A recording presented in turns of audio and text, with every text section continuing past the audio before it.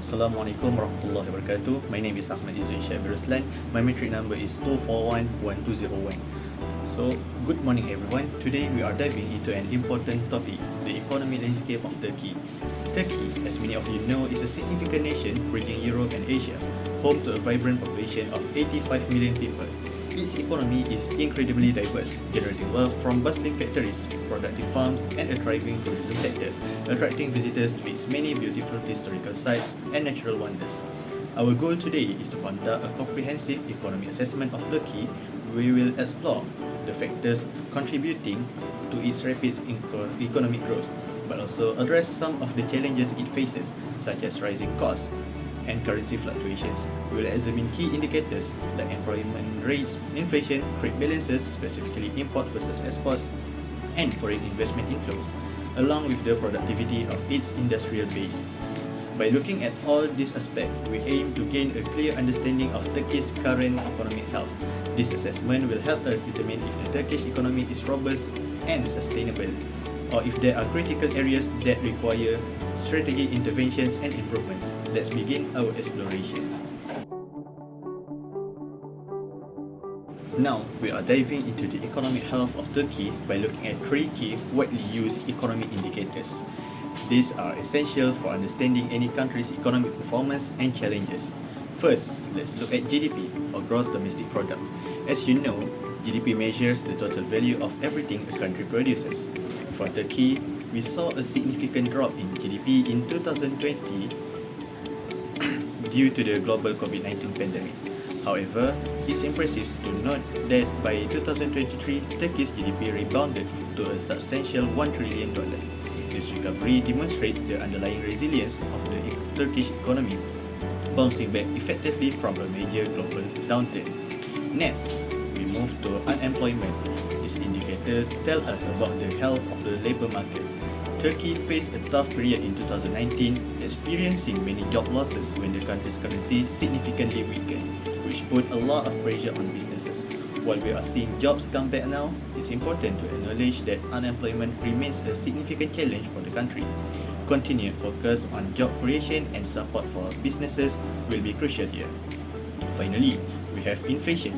This is a measure of how quickly prices are rising, and it's a critical factor affecting the purchasing power of citizens. Turkey has experienced very high inflation in recent years. In fact, prices skyrocketed by 72% in 2022.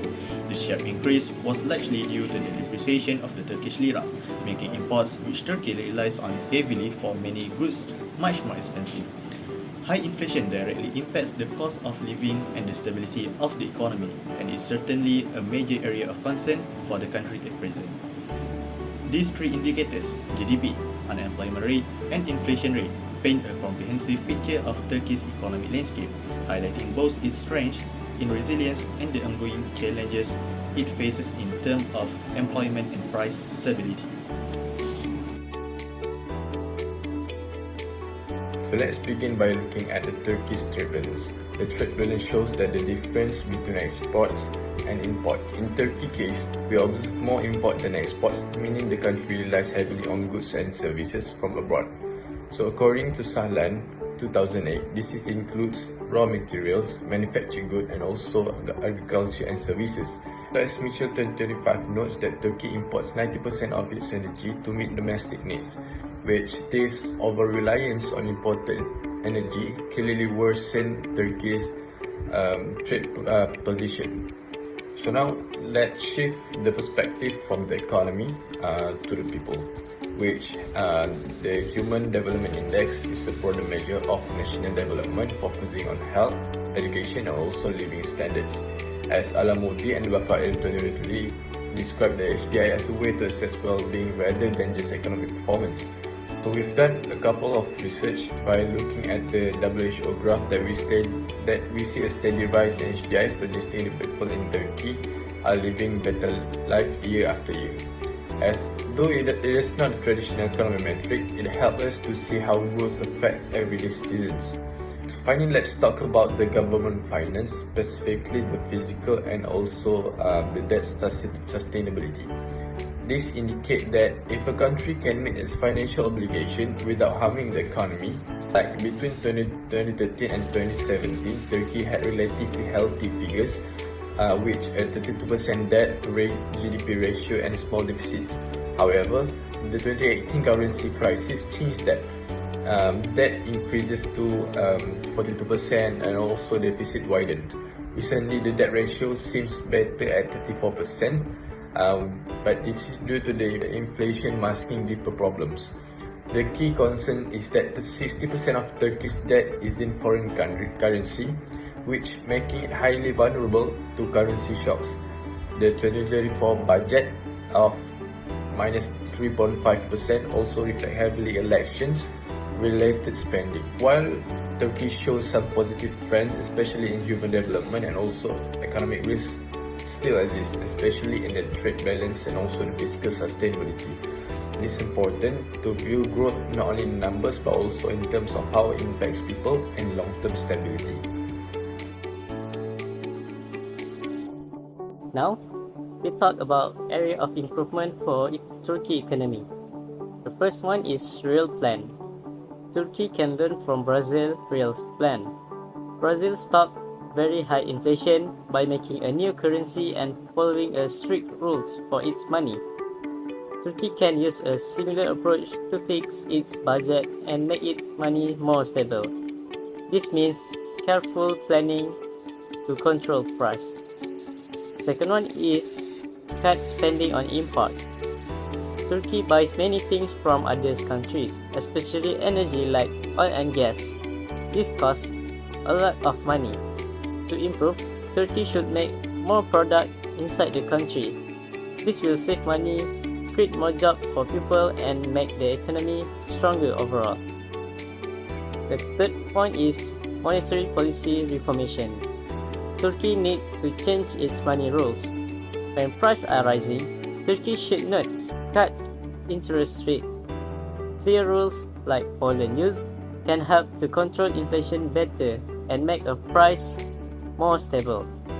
This helps everyone manage their money better. So the last point is boosting export. Turkey should sell more high quality products to other countries. For example, like South Korea, Turkey can sell more high tech goods.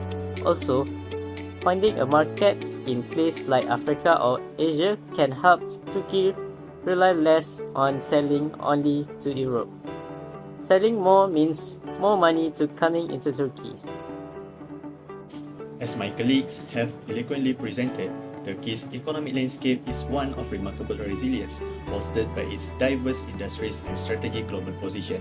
However, we cannot shy away from the significant hurdles it faces. The challenges of soaring inflation, unemployment, and concerning debt level are real and pressing. We have also highlighted the country's heavy reliance on imports and its vulnerability to currency fluctuations, which undeniably strain economic stability. But here's the crucial takeaway. Turkey is not without a clear path forward. By strategically implementing proven economic policies, embracing monetary policy reforms, prioritizing import substitution, and actively diversifying its export, it can navigate these waters successfully. Furthermore, learning from the successes of nations like Brazil's real plan offers a valuable roadmap. In essence, with decisive action and a commitment to these strategies, Turkey has a clear pathway to stabilize prices, stimulate job creation, and achieve robust, sustainable long-term economic growth.